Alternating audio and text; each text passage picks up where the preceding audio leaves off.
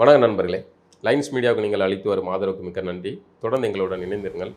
Like பண்ணுங்கள், subscribe பண்ணுங்கள், நண்பர்களுக்கு பகிருங்கள். நாம் இணைந்து பயணிப்போம். லைன்ஸ் மீடியா தமிழ் உறவுகளுக்கு வணக்கம். இன்றைய அரசியல் களம் நிகழ்ச்சிக்கு தங்களை அன்போடு வரவேற்கிறோம். நான் வணக்கண்ணா.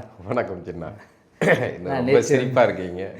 நேற்று வந்து எடப்பாடி பழனிசாமி பிரச்சாரம் பண்ணிட்டு போது ஆம்புலன்ஸ் வந்து ரொம்ப இடையூறாக இருந்துச்சு அப்படின்னு கொஞ்சம் டென்ஷன் ஆகிட்டாப்புல. ஆமாம் ஆமாம், டென்ஷன் ஆகி அவர் பேசுனதெல்லாம் வந்து உச்சகட்டமாக போயிடுச்சு.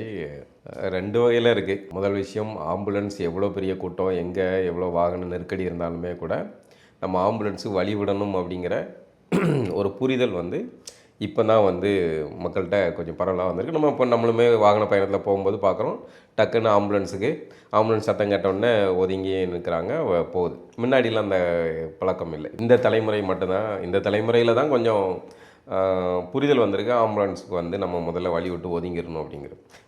அந்த சூழல்லையும் கூட பார்த்திங்கன்னா சிக்னலில் மாட்டியிருப்பாங்க, பின்னாடி இருந்து ஆம்புலன்ஸ் கதறிக்கிட்டு இருக்கும். நமக்கு வழி விடணும்னு ஆசை இருக்கும், இது இருக்கும், போகிறதுக்கு வழி இருக்காது.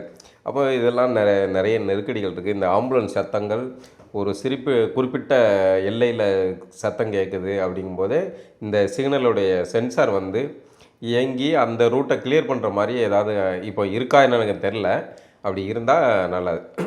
இதெல்லாம் வந்து ஆம்புலன்ஸோடைய நடைமுறை. இதில் இன்னொரு குரூப்புகள் இருக்காங்க. ஆம்புலன்ஸுக்கு வழி விடணுங்கிறது ஒரு முக்கியமானது. இன்னொன்று, ஆம்புலன்ஸு போகிற ரூட்டை ஃபாலோ பண்ணி பின்னாடியே ஃபாலோ பண்ணி போயிடலாம் அப்படிங்கிற ஒரு குரூப் இருக்காங்க. அப்படி பல தரப்பட்ட மனிதர்கள் இருக்காங்க. இதில் இப்போ பழனிசாமி அவர்களுடைய பஞ்சாயத்தை எடுத்துக்கிட்டிங்கன்னா, அவர் இதுக்கு முன்னாடி நடந்த எல்லா கூட்டங்கள்லையுமே இப்போ ஆம்புலன்ஸ் வழி விடுங்கப்பா, இப்போ ஆம்புலன்ஸ் வழி விடுங்கப்பா, இப்போ ஆம்புலன்ஸ் வழி விடுங்கப்பா அப்படின்னு சொல்லிக்கிட்டே தான் இருக்கார். அது அவருடைய எல்லா கூட்டங்கள்லையும் அது வந்து பெருவாரியாக, அதுவும் இப்போ பழனிசாமி அவர்களுடைய கூட்டங்கள் எல்லாமே பார்த்தீங்கன்னா பெரிய அளவில் க்ரௌடு, பெரிய அளவில் இறக்கியிருக்காங்க போல இருக்குது. பெரிய அளவில் க்ரௌடு கூட்டம். இன்னொன்று தண்ணி இயல்பாகவும் வர்றாங்களா, இல்லை வந்து வழக்கம் போல் இறக்குற வேலையும் இருக்கலாம். ஆனால் கூட்டம் கூடுது. இப்போ அது விஷுவலில் பார்க்கும்போது மிரட்டுறாங்கன்னு வைங்களேன். அது நல்ல டீம் வந்து அப்படி இறங்கி வேலை பார்க்குறாங்க.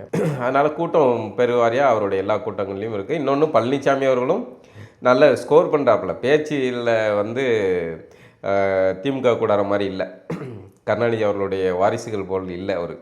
இவர்கிட்ட வந்து ஒரு பேச்சு திறனும் வந்திருக்கு, டைமிங்கான கமெண்டிங்கும் இருக்குது. அப்படி பழனிசாமி கூட்டங்களில் பெருவாரியாக நிறைய திரள் இருக்குது. இப்போ அந்த இடங்களில் ஒவ்வொரு முறையும் ஒவ்வொரு கூட்டத்துலேயும் இது வந்து நேற்று நடந்த சம்பவம் ஏதோ புதுசு, முதல் முறையாக இப்போ ஆம்புலன்ஸ் வந்துடுச்சு, அதனால் வந்து பழனிசாமி வந்து முதல் முறையாக வந்த உடனே பழனிசாமி டென்ஷன் ஆகிட்டாரு. அப்படி இல்லை. இதுக்கு முன்னாடி நடந்த எல்லா கூட்டங்கள்லையுமே ஆம்புலன்ஸ் வந்துட்டு போகுது. அதுவும் இல்லாமல் ஒரு ஆம்புலன்ஸ் வரும் வராதுங்கிறத நம்ம முடிவு பண்ண முடியாது.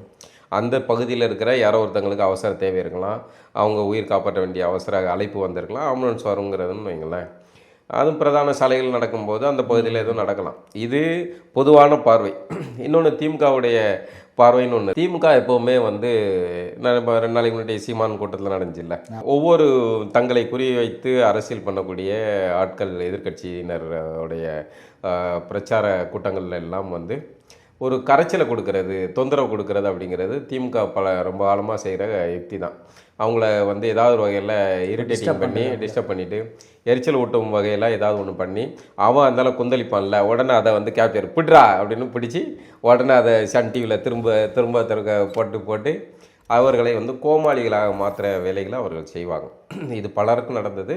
அவர்களுடைய சக மணவாடு பந்துகளான வைகோவுக்குமே அப்படி தான் செஞ்சாங்க, விஜயகாந்துக்குமே அப்படி தான் செஞ்சாங்க. அப்போ அதில் வந்து அவ்வளோ சொந்த பந்துகளாக இருந்தாலும் இப்படி பண்ணுறவங்க தமிழர்களாக இருக்கிற அரசியல்வாதிகள்கிட்ட இப்படி நடந்துக்கிடுவாங்க. அதனால் இது திமுக கையாளுற யுக்திகளில் ஒன்று அப்படிங்கிறதுனால பழனிசாமி அவர்களுக்கு இப்படி ஒரு கோபம் வந்ததா என்னன்னு தெரில. ஒரு ஆம்புலன்ஸ் போகுது, திரும்ப அது எப்படி நம்ம நடத்துகிற எல்லா கூட்டங்களுக்கும் குறுக்க வந்து கூட்டத்தை டிஸ்டர்ப் பண்ணுற மாதிரியே ஒரு ஆம்புலன்ஸ் வந்துட்டு போகுது அப்படிங்கிற கோவத்திலேருந்து, எரிச்சல்லேருந்து, சந்தேகத்தில் இருந்தால் இந்த கோவத்தை வெளிப்படுத்துகிறார் அவர்.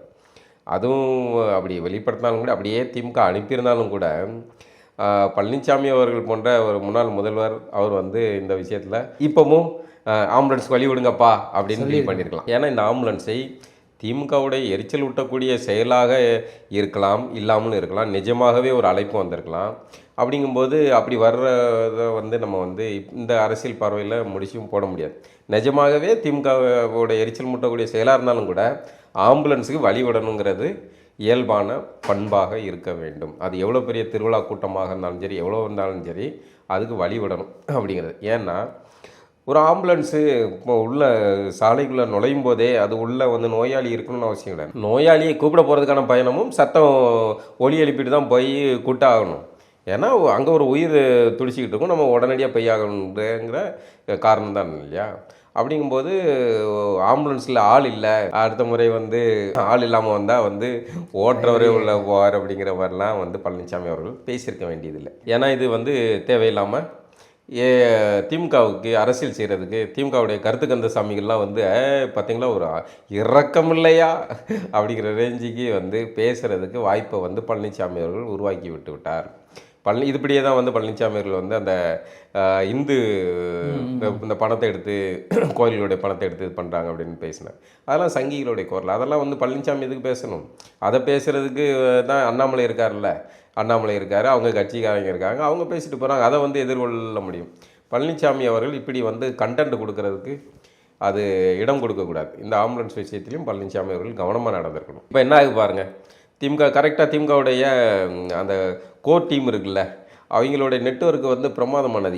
யாரை வீழ்த்தணும், சீமானை வீழ்த்தணுமா, ஓகே யார்கிட்ட பிடிங்க தோழர், இதை பற்றி கருத்து சொல்லுங்களேன் தோழர் அப்படின்னு கரெக்டாக ரூட் எடுத்து இதை போட்டு அது ஒரு பெரிய பூமாக மாற்றுவாங்க. அப்படியே திசை திருப்புறது. ஆமாம், அதெல்லாம் செய்வாங்க.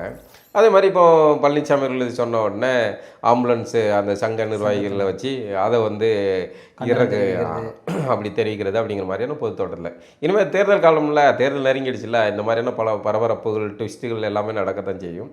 இதில் வந்து திமுகவை அகற்ற வேண்டும் என்று நினைக்கக்கூடியவர்கள் அனைவரும் மிக மிக கவனமாக செயல்பட வேண்டிய காலகட்டம், மிக கவனமாக வார்த்தைகளை விட வேண்டிய காலகட்டம். இது நமக்கும் பொருந்தும், அது பழனிசாமி அவர்களுக்கும் இது பொருந்தும். மீண்டும் நிகழ்ச்சி சந்திப்போம்ண்ணா. நன்றி. நன்றி.